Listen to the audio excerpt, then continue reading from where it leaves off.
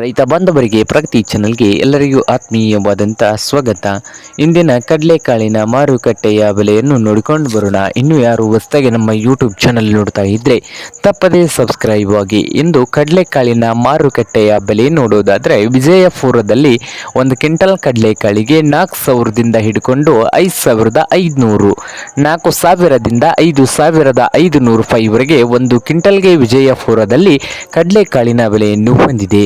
ಹಾಗೆ ಬಾಗಲಕೋಟೆ ಮಾರುಕಟ್ಟೆಯಲ್ಲಿ 4,200ದಿಂದ 5,300, 4,200ದಿಂದ 5,300 ರೂಪಾಯಿವರೆಗೆ ಬಾಗಲಕೋಟೆಯ ಮಾರುಕಟ್ಟೆಯಲ್ಲಿ ಒಂದು ಕ್ವಿಂಟಲ್ ಕಡಲೆಕಾಳಿನ ಬೆಲೆಯನ್ನು ಹೊಂದಿದೆ.